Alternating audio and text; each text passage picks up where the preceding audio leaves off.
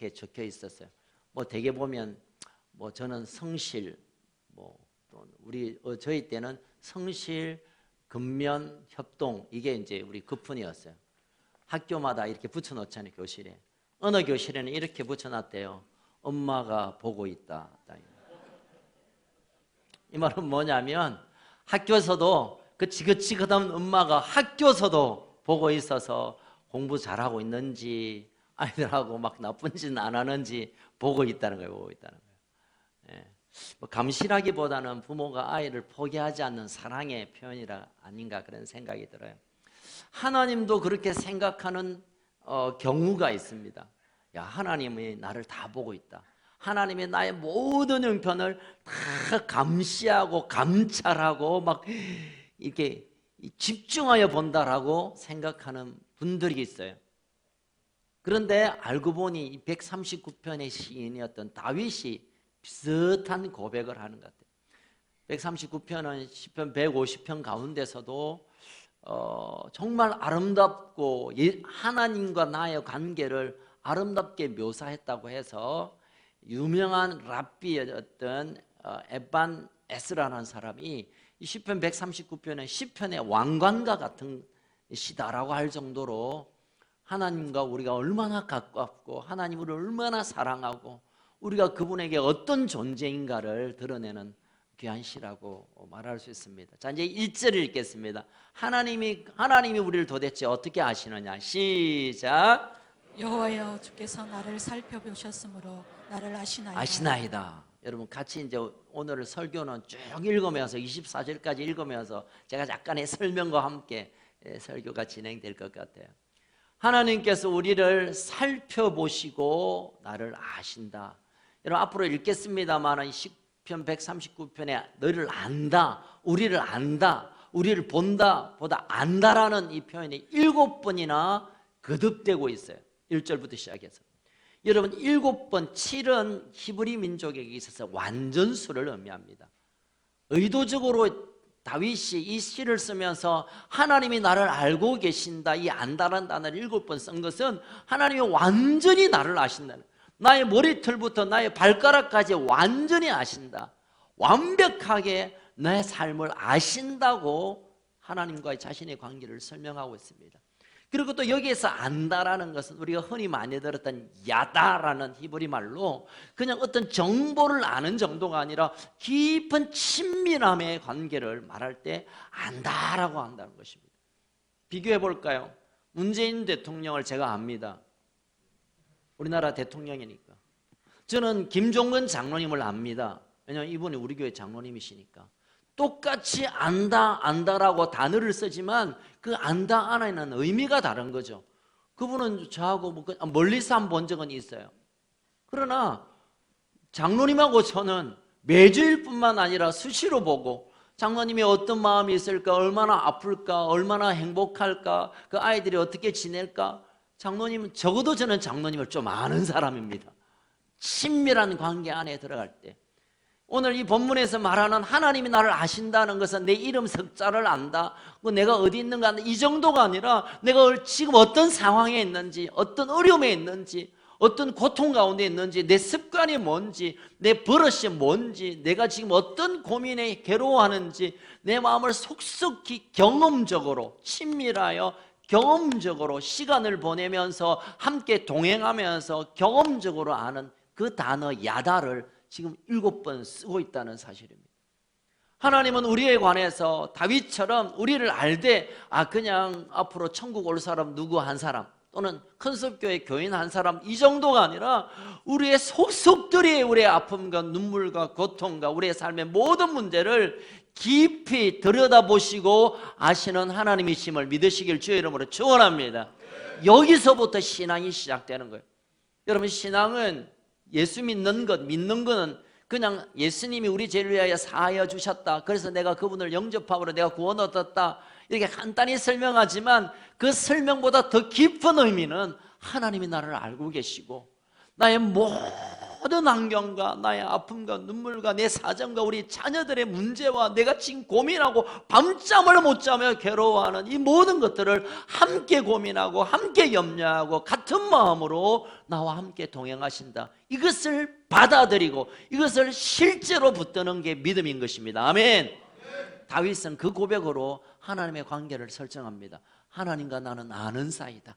그냥 아는 게 아니라 친밀함으로 깊은 관계 안에.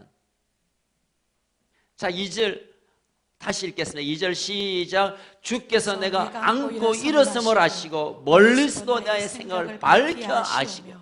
여기도 아시고 내가 안고 일어서는 걸 어떻게 하나님 아시는가?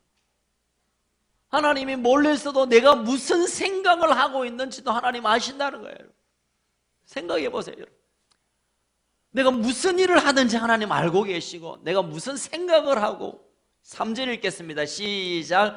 나의 모든 길과 내가 눕는 것을 살펴보셨으므로 나의 모든 행위를 익히 하시고. 아시되 익히 너무너무 자세히 잘 아시고. 한 번 더 4절 시작. 여호와여 내 혀의 말을 알지 못하시는 것이냐. 하나도 없으시니이다. 내가 입으로 뱉지도 않았던 말조차도 아신다는 거예요.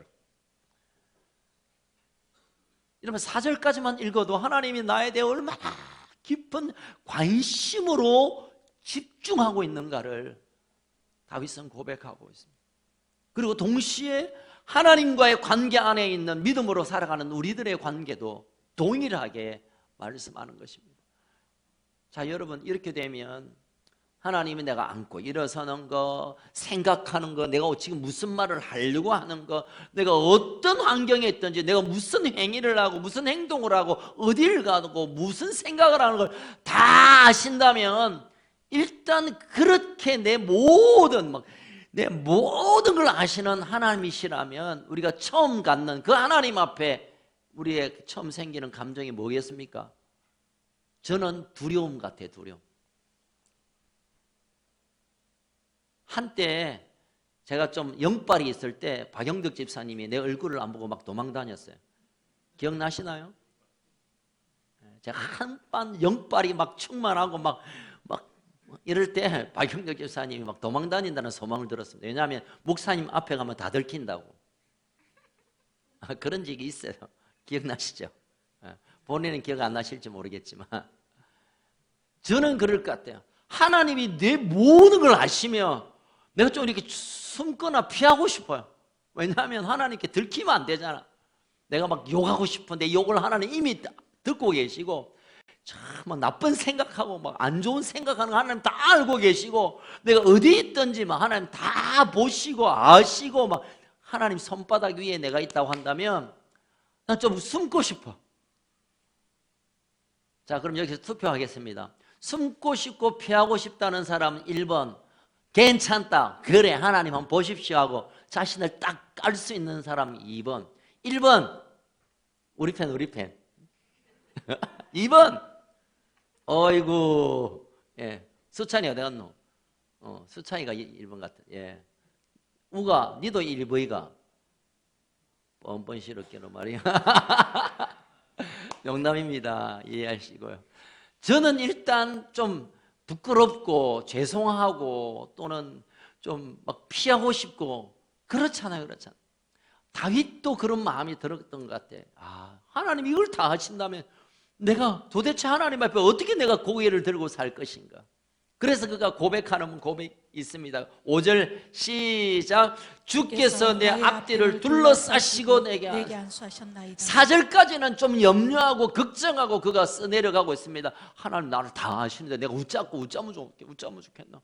내 모든 걸 아시면 웃자면 좋겠는데 내가 좀 하나님 좀 안 벗으면 좋겠는데 하나님 좀 안 들켰으면 좋겠는데 그런데 하나님이 내 모든 상황을 아시고 보시고 생각도 말도 행위도 다 아신다고 하는 게 내게 불편하고 두려울 것 같은데 그러나 주께서 내 앞뒤에서 둘러싸셔서 나를 보호하시는 이 은혜가 있는구나. 내가 실수할 수 있고 내 실수 외에도 누군가가 원수에 의해서 내가 공격을 당할 수 있고 또 어려움을 겪을 수 있음에도 불구하고 그때도 나를 너무나 아시는 그분이 내 앞뒤에 서서 나를 지키시고 보호하시고 인도하신다.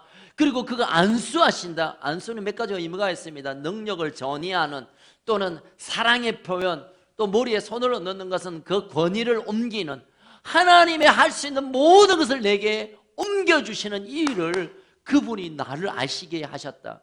그 두려움을 은혜로 바꾸며 찬양하는 것입니다. 여러분, 어떤 분은 그럴 수 있을 것입니다. 아, 하나님이 내 모든 형편을 아는 게 감사하기도 하지만 내 나쁜 것을 기억하시면 어쩌나, 나중에 이 나쁜 걸 갚으실 텐데, 내가 죄를 짓거나 또 나쁜 생각을 하거나 또 나쁜 말을 하려고 하지도 않았지만 하려고 했던 것을 아시면 분명 하나님이 이것을 갚으실 텐데, 그러나 하나님께서 우리를 향한 저놈들 어쩌나 보자 이런 관점이 아니라 우리를 잘 아셔서 잘 아시는 것을 근거로 우리를 앞뒤로 둘러싸서 보호하시겠다는 하나님의 마음이심을 우리가 기억하시길 주의 이름으로 축원합니다. 또한 이어서 6절과 7절 같이 읽겠습니다. 시작. 이 지식이 내게 너무 귀하니 높아서 내가 능히. 7절 8절. 내가 주의 영을 떠나 어디로 피하? 주 앞에서 어디로 피하니까? 내가 하늘을 올라갈지라도 거기 계시며 소울에 내 자리를 펼지라도 거기 계십니다. 아멘. 내가 하나님의 이 좀 나를 향한 사랑도 좋지만 좀 피하고 싶고 도망가고 싶었지만 내가 어디로 가서 주님의 그 사랑의 손길을 피할 수 있겠느냐? 하나님이 우리를 추적해 오시고 우리를 포기 아니하시고 끝까지 찾아내어서 기어코 찾아내어서 우리를 보호하시고 안으시고 사랑하시는 일을 내가 어떻게 도망갈 수 있겠느냐? 뿐만 아니라 내가 하늘을 올라가고 스올이라는 것은 음부란 말인데 지옥과 같은 곳 이렇게 이해하시면 됩니다. 그러니까 당시의 스몰이란 말은 인생의 가장 밑바닥을 말할 때 스몰이라고 표현했습니다. 지옥과 같다. 내 마음이 지옥과 같다. 우리 사업이 이제는 완전히 벼랑 끝에 떨어졌다. 이렇게 표현하는 것을 스올 같은 곳에 내가 갔다라고 하는데, 그런 곳까지도 하나님이 찾아와서 나를 지키시고 보호하신다는데, 내가 이 하나님의 사랑을, 이 하나님의 놀라운 손길을 내가 어떻게 피할 수 있겠느냐? 여러분, 올해를 돌아보면 우리 인생 가운데 참 행복한 시간도 있었지만 그 일이 왜 하필이면 그때 일어났을까 하는 염려가 내리에 싹 스치지 않습니까? 제가 알고 있는 몇몇 분은 내 인생의 2019년을 그냥 딱 지워버렸으면 좋겠다라고 하는 그런 분이 계시더라고요. 목사님, 2019년은 내 인생에 그냥 없는 걸로 치면 정말 내가 마음이 좀 편하겠어요 라고 하고 싶은, 2019년에 뭐 퇴직을 하거나 또는 어려움을 겪거나 또는 얻어진 것보다 잃어버린 것들이 많은 세월을 살아오신 분은 제발 이거는 좀 없었으면, 이때는 하나님도 어쩔 수 없었고 이때는 하나님도 나를 버린 것 같고 이때는 하나님이 나와 상관없는 분으로 계신 것 같아 라고 생각하고 있지만, 그러나 다윗의 고백처럼 여러분, 다윗의 인생 가운데 하나님 나한테는 별로 관심이 없구나 하는 순간들이 얼마나 많았겠습니까? 아니, 내가 뭐 어때 왕 되겠다 했나? 그냥 와서 누군가가 사무엘에 와서 그냥 안수하는, 기름을 붓는 그 이유 하나 때문에 사울의 칼을 피하고 차릉을 피해서 막 도망 다녀야 됐고, 그 인생의 말로는 더 비참하잖아요. 아들놈의 새끼가 그냥 칼을 들고 아버지 목을 내어놔라고 왕이 되겠다고 하고, 잠도 못 자고 이제는 맨발로 광야로 도망가야 되는 그 순간 하나님 도대체 어디 계셨어요? 하나님이 그렇게 사랑하고 하나님이 그렇게 돌보시는 분이면 그때 그 위기를 모면하게 해야지 왜 그렇게 하셨는가? 아마 이 다윗 인생 가운데서도 지워버리고 싶고 그냥 이때는 하나님이 별로 나한테 사랑을 베푸시지 않은 순간이 있을 것 같은 순간이 있었지만, 그러나 그 순간조차도 그 스올과 같은 그 음부의 그 지옥과 같은 순간에도 하나님이 찾아오셔서 내 손을 붙잡았다고 고백하고 있는 것입니다. 계속 일어나겠습니다. 9절 10절까지 시작. 내가 새벽 날개를 치며 바다 끝에 가서 거주할지라도 거기서도 주의 손이 나를 인도하시며 주의 오른손이 나를 붙들으리이다. 아멘. 거기서도 우리 거기서도란 말은 상상할 수 없는 순간에도, 아니 거기에서도 주님이 계시냐? 나의 실패의 순간에도 거기도 계셨고, 내가 더 이상 어찌할 바 모르는 밤잠을 못 자고 가슴을 쓸어내려야 되는 고통의 순간에도 그때도 거기 계셨고, 언제나 나와 함께 하셨던 하나님을 기억하게 하시는 겁니다. 사랑하는 여러분, 우리는 하나님의 도움이 없었고 그래서 내가 어려움을 당했다 생각하지만, 그러나 지금 우리의 감정과 우리의 판단이 그럴 뿐, 사실 우리가 그 순간에 하나님의 인도하심을 경험하지 못하고 확인하지 못해서 그렇지, 하나님이 여전히 그곳에 함께 계셨고 여전히 그 어려움의 길을 함께 걸으셨다는 것을 다윗은 우리에게 고백으로 가르쳐 깨닫게 하시는 것입니다. 여러분, 계시록에 보면 계시록 2장 9절에 보면 서머나 교회에 대한 주님의 평가를 보게 됩니다. 나는 네가 당한 환난과 핍박을 내가 아노라. 여러분, 서머나 교회는 주의 복음을 증거하기 위하여 얼마나 많은 위기와 고통의 순간을 겪었는지 몰라요. 예수를 전하는 이거 하나 때문에 직장에서 쫓겨나야 했고, 너 예수 믿어? 아니면 황제를 신으로 섬겨? 나 예수 믿어. 그러면 그 자리에서 죽는 걸 벽 뒤에서 봐야 되는 이런 끔찍한 시간을 보내왔습니다. 그럼에도 불구하고 그들은 하나님이 우리와 함께 하시고 우리를 붙드신다는 사실을 놓치지 않았습니다. 하나님이 살아계신다면 우리가 예수 믿겠다고 하는데 죽음을 당하는 일을 하나님 막아주셔야지. 내가 예수를 믿는 순간에 죽음을 당하는 그 위기 상황에 하나님이 기적적으로 보호해 주셔야지. 왜 죽게 내버려 뒀느냐.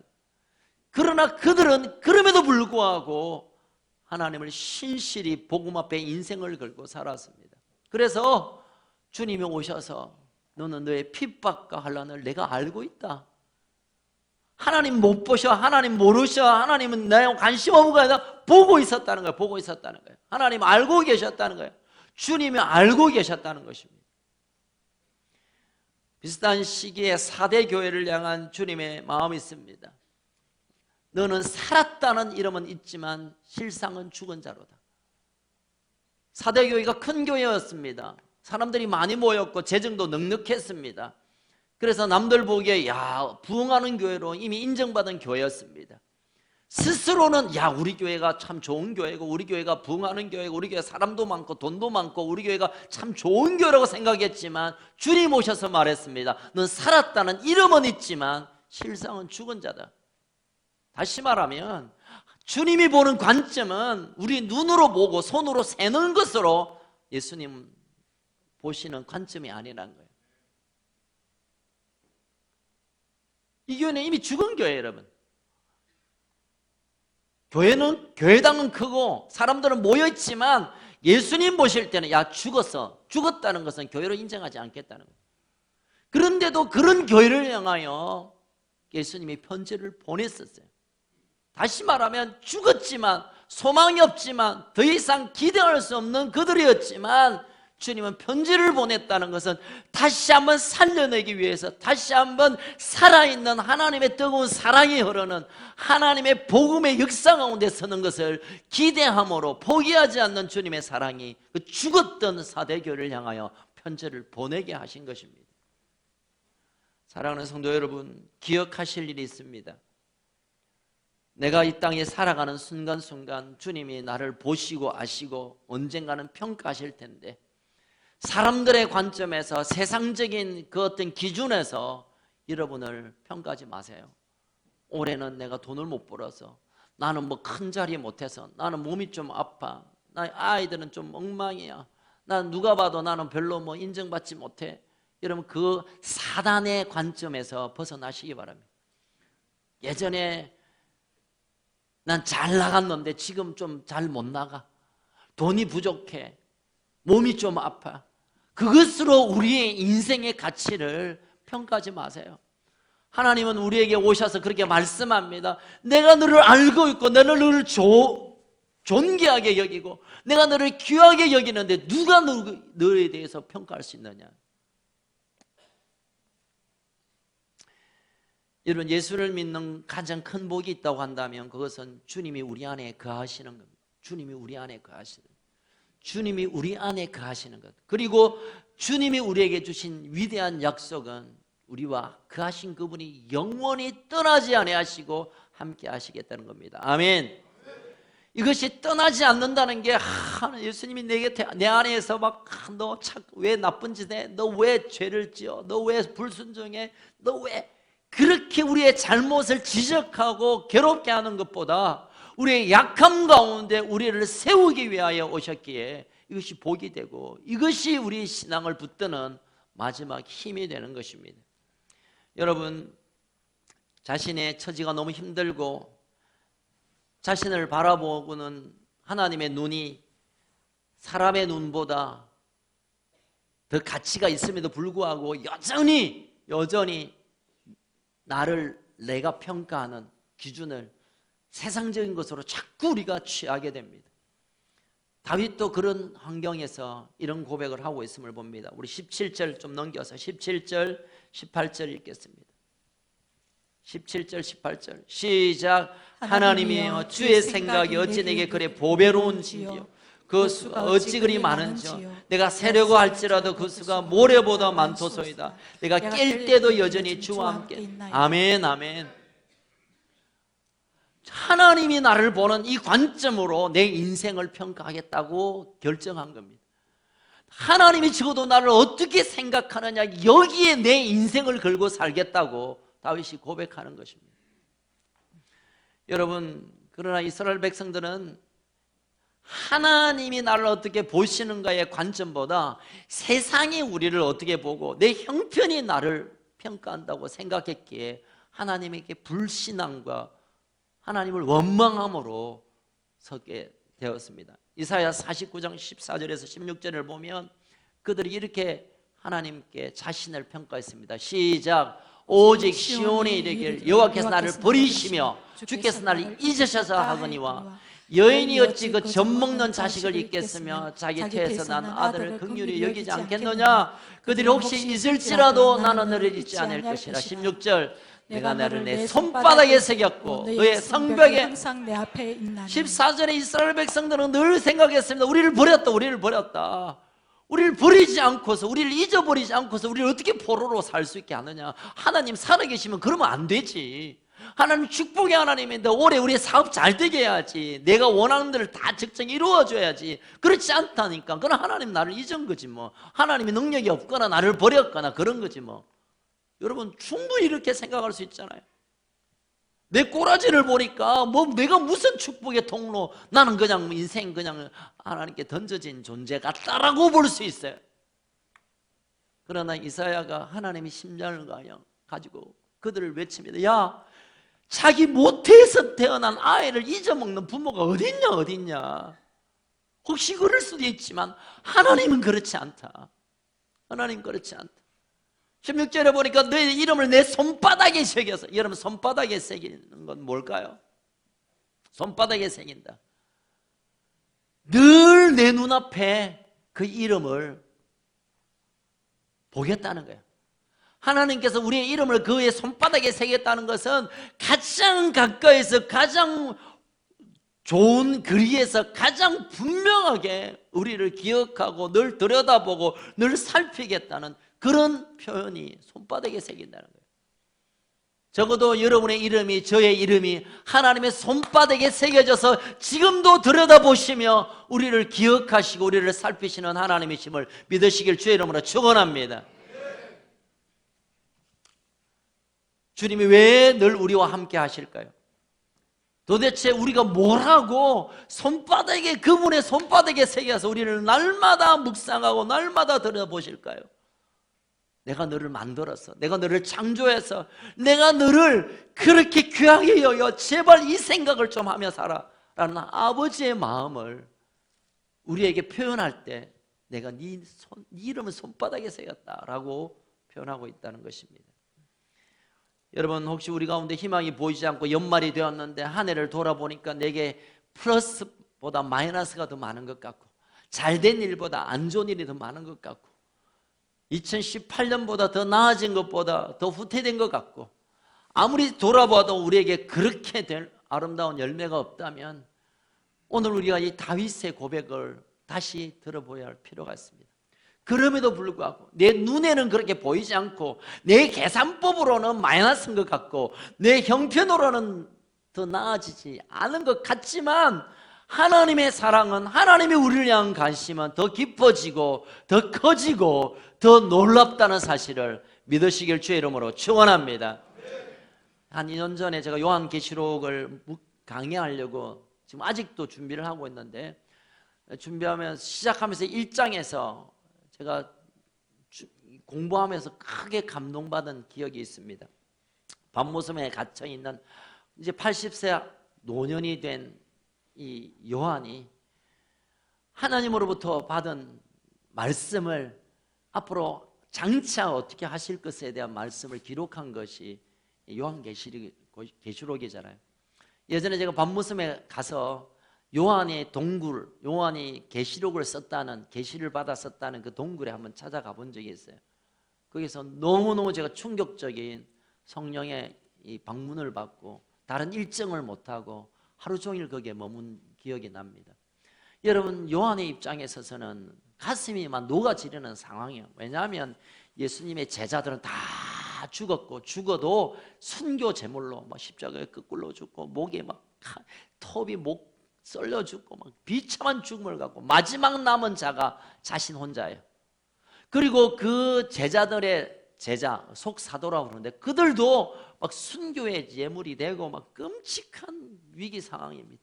자, 그 정도 되었으면 그 후배들은, 야, 우리 선배들이 복음을 지키기 위하여 이렇게 목숨을 걸었으니까 우리도 믿음을 하나 붙들고 살아야 되어야 될 텐데, 에베소 교회에 목회를 했던 이 사도 요한이 너무 가슴 아픈 일들이 많이 나는 거예요. 부모들이 예수 때문에 순교했는데, 할아버지들이 다 복음 때문에 생명을 던졌는데 그의 자녀들, 손자들이 우상을 섬기기 시작하고 이방 여자들과 악한 일을 행하고, 뭐 그냥 교회는 뭐 형체만 있고 다들 그냥 다 떠나버리고 이제 홀로 남은 사도 요한이 거기도 있기도 괴로워 그냥 귀양살이하는 나쁜 섬이라 불리우는 밤모섬에 홀로 가서 하나님 앞에 서 있습니다. 하나님, 이제는 나도 끝나가고 이제 이 복음의 역사가 활활 타올라야 되는데 나의 형제, 나의 곁에 있는 제자들은 그렇게 살았지만 지금 이 시대의 사람들은 점점 세상으로 향하고 있습니다. 교회 와서도 세상적인 논리로 떠들고 뭐 세상의 재미를 쫓아다가는, 내가 어떻게 하면 좋겠습니까? 그럴 때 하나님이 요한에게 찾아오신 거예요. 야, 내가 너와 함께 있잖아. 내가 너에게 해줄 말이 있다. 내가 너와 함께 있잖아. 이 한마디를 듣고 요한이 무릎을 꿇고 주님이 주시는 계시의 말씀을 옮긴 것이 요한계시록이에요. 세상은 다 떠나가고 내 눈으로 보기에는 실패 같고 내 눈으로 볼 때는 이제는 그냥 다 시들시들해 가지만, 그러나 하나님이 나와 함께하고 계시다는 이 한 사실을 붙들고 그가 일어나 하나님으로 주신 말씀을 써내려갑니다. 이것이 요한계시록입니다. 여러분, 이 시대를 바라보면 하나님이 우리와 함께 계신다는 것이 그렇게 대단하지 않게 여겨지는 순간이 있어요. 제가 알고 있는 한 청년이 있습니다. 이 청년이 교회를 열심히 다니고 또 뭐 그러다가 몸이 좀 아팠어요. B형 간염에 걸려서 뭐 시들시들하는데 집은 가난하고 미래도 불투명하고 어찌 살아가야 할지 모르는 그런 가운데 담임 목사님의 설교 가운데 예수님이 너와 함께 하고 있다는 이 말씀을 듣고 이 청년은 이제 교회를 떠나려고 결정했습니다. 아니, 내가 이렇게 힘든데, 내가 이렇게 불투명한 실패자, 쓰레기 같은 인생을 사는데 주님이 내 함께 있어? 이게 뭐 말이나 되는 소리라. 그분이 함께 계신다면 내가 안 아파야지. 그분이 함께 계신다면 내 인생이 탄탄대로가 열려야지. 그분이 나와 함께 계시면 나는 가난한 인생이 아니지. 그래서 주님이 함께 계신다는 이 말이 오히려 이 청년의 마음을 불을 질렀습니다. 교회를 떠나고 싶은 마음이 있었습니다. 그런데 한 마음 속에는 주님이 함께 계신다는 것이 그렇게 거북스럽고 거의 불편하고 믿겨지지 않는데, 한편으로는 내가 주님을 한번 제대로 만나야겠다는 갈망이 일어나기 시작했습니다. 두 마음 가운데, 그래, 진짜 내가 예수님을 인격적으로 만난다면, 진짜 부활하신 능력의 주님을 내가 만난다면, 나 이 아픔과 나 이 눈물과 이 괴로운 인생에서 뭔가 벗어날 수 있을지도 모르겠다. 그래서 이 청년이 그날 밤에 지하 예배당에 가서 밤을 새워 하나님께 부르짖었습니다. 하나님, 진짜 살아계신다면 나를 찾아와 주십시오. 당신이 정말 나와 함께 있다는 것이 있다면 그것이 실제로 내가 경험되어지게 하십시오. 밤새 뒹굴고 기도하는 가운데 주님의 음성이 들려왔습니다. 내가 너와 함께 있노라. 설교를 통하여 많이 들었지만 내적인 음성으로 주님의 음성을 듣고, 야, 주님이 함께 계시구나, 진짜 그분이 살아계셔서 나와 함께 계시구나. 그리고 이 청년은 눈물을 닦고 그 다음날에 그 인생을 하나님께 드리기 시작합니다. 그리고 어느 날 비형 간염이 항체가 생겨서 치유가 되고 아름다운 여인을 만나고 목사가 되어서 오늘 여러분 앞에 서 있습니다. 제 얘기예요, 제 얘기. 여러분, 제가 주님이 함께 계신다는 이 유치하고도 정말 지겨운, 오랫동안 들었던 얘기가 내게는 실제가 아니었다면 전 여러분을 볼 수 없었고, 아마 제가 자살을 하든지 쓰레기 인생으로 뒹굴었을 것입니다. 사랑하는 우리 큰숙가족 여러분, 하나님이 우리의 상편을 아시고 보시고 멀리서 그냥 살펴보시는 분이 아니라 친히 우리 인생 가운데 오셔서 우리 함께 울고 저와 함께, 여러분과 함께 기뻐하고 함께 어려움을 견뎌나가고 함께 그 고통의 순간을 함께 보내신다는 사실을 붙드시기를 주의 이름으로 축원합니다. 마지막 23절과 24절을 읽겠습니다. 하나님이여 나를 살피사 내 마음을 아시며 나를 시험하사 내 뜻을 아옵소서. 내게 무슨 악한 행위가 있나 보시고 나를 영원한 길로 인도하십시오. 하나님, 이제 나를 좀 지켜보십시오. 하나님, 내 안에 혹시 악함이 있고 내 안에 하나님이 기뻐하지 않는 것들이 있다면 그것들을 덜추어내시고 그것을 다루어 주십시오. 내가 어느 순간에든 하나님과 함께하는 이 영원한 길을 포기할 수 없습니다. 그 앞에 보면 원수들이 행악하는 것을 잠깐 언급합니다. 다른 사람들은 하나님을 모른다, 하나님 함께한다, 하나님을 떠났지만 나는 그럴 수가 없습니다. 하나님, 나를 좀 살펴보십시오. 믿음의 사람들은 결국은 나를 하나님께 살피는 거예요. 믿음의 사람들은 당신이 뭔가 문제가 있고 당신에게서 무슨 실수가 있고 당신들이 큰 잘못을 말하지 않고, 진짜 믿음의 사람들은 하나님 앞에, 하나님 나를 보십시오. 내 안에 혹시 악함이 있는지, 내 안에 무슨 잘못이 있는지, 내 안에 어떤 하나님을 기뻐하지 않는 일인지 나를 좀 살펴보십시오. 자신을 하나님께 내어놓고 하나님의 터치를, 하나님의 다룸을 기다리는 모습으로 그의 이 시를 마감합니다. 말씀을 마무리하겠습니다. 꼭 기억하십시오. 하나님 아세요. 우리 형편을 다 아세요. 너무너무 잘 아세요. 어쩌면 여러분들이 잊어먹을지도 몰라도 하나님은 기억하고 계세요. 많은 사람들은 내가 기억에 사라지면 그 일이 없는 줄 아지만 그렇지 않아요, 여러분. 내가 기억이 안 나고 생각이 안 날 그뿐이지 그 일은 있었던 건데 그 순간을 하나님 기억하시고 알고 계시고, 지금 우리가 고민하는 것도 하나님 진짜 함께 고민하고 계시고 함께 우리가 이 아픔을 나누길 하나님이 원하세요. 2019년을 돌아보면 참 우리에게 좋은 일들 너무 많았지만 지우고 싶었던 슬픈 일들, 괴로운 일들, 우리가 이제 한 3일, 이틀 남은 이 기간 동안에 하나님께 좀 내어드리고, 하나님 내게 와서 좀 보십시오. 내게 이런 일들이 있어서 하나님의 마음을 아프게 했습니다. 내게 이런 일들이 내게 큰 실수였습니다. 내가 이런 일들이 너무 힘들었습니다. 주님, 나를 살펴봐 주십시오. 그리고 나 다시 하나님과 함께 영원한 길을 다시 일어날 수 있도록 능력을 부어주십시오. 이 아름다운 고백과 하나님과의 사귐을 통하여 우리는 정말 2020년이라는 이 정말 하나님의 크신 은혜를 준비하고 있는 이 2020년을 맞이하게 되는 역사가 있게 될 것입니다. 다시 한번 우리 큰숙가족들 이틀 동안이라도 또는 3일 동안이라도 하나님 앞에 자신의 모습을 내어드리며 우리의 형편을 너무 잘 아시는 그분과 함께 새로운 걸음을 계획하시고 새로운 동행을 꿈꾸는 그런 복된 한 며칠이 되기를 주의 이름으로 축원합니다. 살아계신 하나님 아버지 감사합니다. 때때로 하나님이 나를 보시고 아신다는 것이 샅샅이 나를 지켜보신다는 것이 때로는 두려움이지만 그러나 그것이 나의 소원이 되고 내게 은혜가 되고 감사가 되어서 내가 어느 순간에든 하나님이 지키시고 보호하시고 인도하시고 부어주시고 또는 눈물을 닦여주시고 그 위기를 뛰어넘게 하시고 스스로 할 수 없는 일을 하나님의 능력으로 승리케 하신 이 놀라운 일로 인하여 감사드립니다. 이제 올해 남은 며칠 동안이라도 주님이 나를 내 삶에 오셔서 내 삶을 살펴보아 주셔서 내가 이제는 다시 새롭게 주님과 함께 2020년을 열어갈 수 있도록 나를 너무나 잘 아시고 나를 부르시니도 나를 오늘도 세우시니도 주님이시기에 주님과 함께 새로운 출발을 준비하는 시간들이 되게 하여 주옵소서. 그리하여 하나님 과거의 시간을 뒤로하고 새롭게 하나님 우리에게 준비하신 그 소망의 시간을 꿈꾸며 일어나게 하여 주옵소서.